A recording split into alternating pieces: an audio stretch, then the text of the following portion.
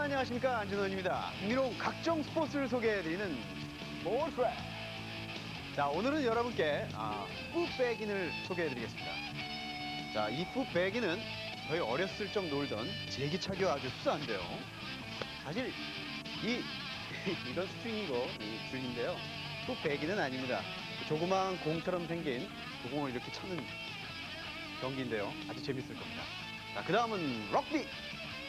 자, 이 럭비는 상대편 선수와 몸싸움이 많이 일어나는 경기임에도 불구하고 구장에서 서로 싸움을 안 하는 아주 신사적인 경기입니다.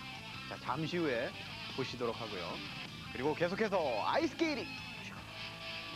자, 이 아이스케이팅 실내 스케이트장을 제가 직접 찾아가 봤는데요. 이 아이스케이팅에 대해서 제가 배워봤습니다. 자, 스포츠랩, 오늘은 풋백인부터 보시죠.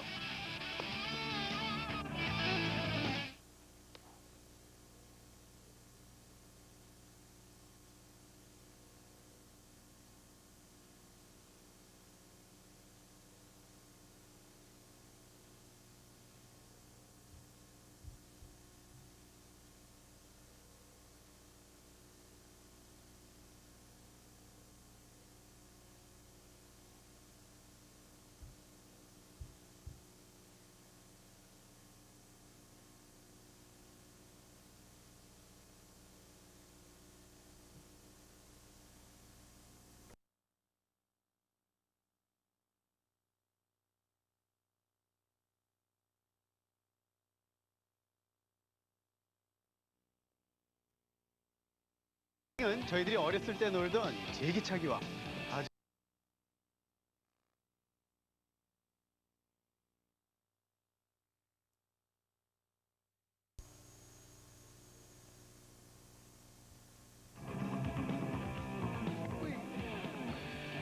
자, 여러분께서는 이 풋백잉을 지금 보시고 계신데요. 자, 이 풋백잉은 저희들이 어렸을 때 놀던 제기차기와 아주 흡사한 경기입니다. 자, 여러분들 풋백잉 다 같이 보시죠. Alright, two, 아이.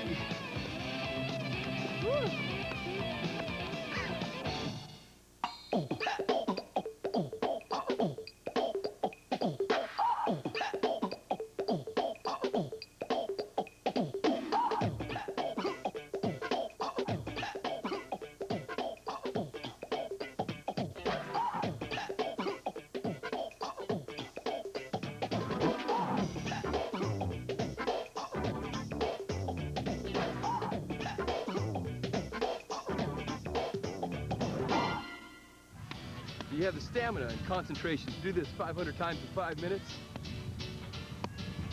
Stay tuned for the American sport of footbag. Footbag is a kicking sport and pastime, and it's something that utilizes a lot of footwork, a lot of dexterity, a lot of flexibility.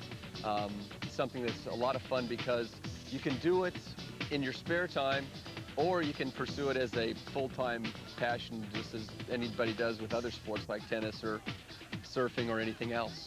There's a lot of different kinds of footbags.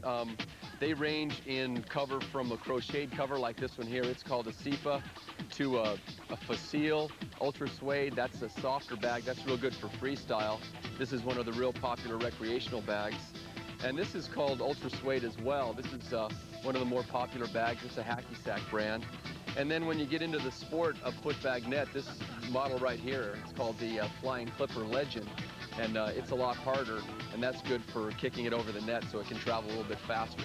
The skills that it takes to be really, really successful at footbag are the same things that it takes to be successful in any sport. You need to have concentration. You need to be committed to really putting the time in to develop your skills.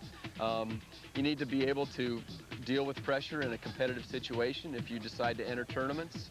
And you need to be willing, as I say, to really spend the time to master the skills. It's just like any kind of art form or sport where you have to go over and over and over a certain series of moves before you actually master them and can actually do them under pressure.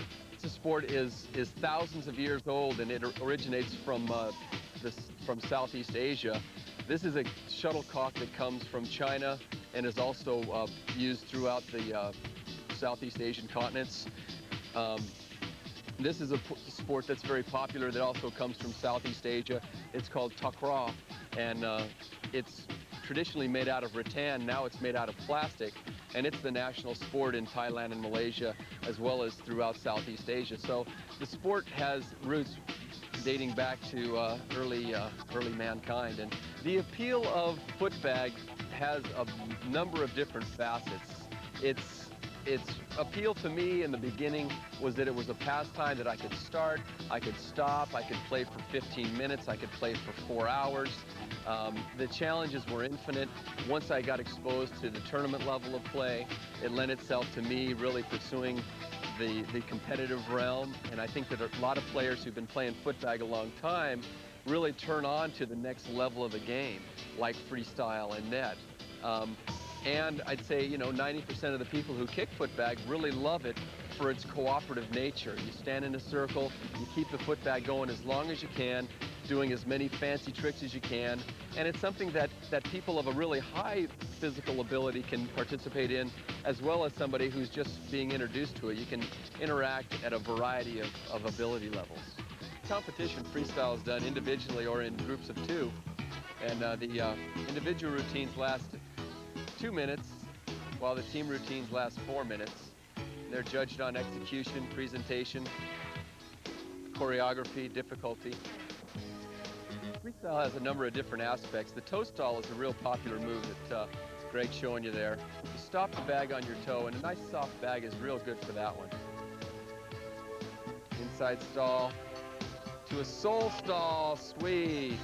It takes 6 months or so to really even figure out how to hit the ball with your foot. And once you get that down, it's a lot of fun. It's still kind of an experimental sport, and we're still kind of learning its boundaries and things. And it's got the same style as volleyball, beach volleyball. You have the same rules. You have tennis involved, but you're using your feet. And it's a total challenge. The 2 most popular aspects of the sport of footbag are footbag freestyle and footbag net. And in freestyle is where you do routines to music, you choreograph those routines, you want to have everything go with the music as much as possible while still challenging yourself in elements of difficulty and creativity. You want to use a lot of low kicks, a lot of high kicks, you want to use your entire floor area, much the same way a gymnast wants to do when they're covering the entire floor mat.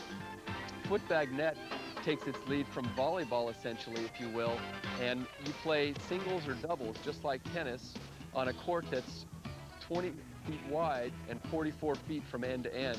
And the net on a footbag net court is 5 feet high.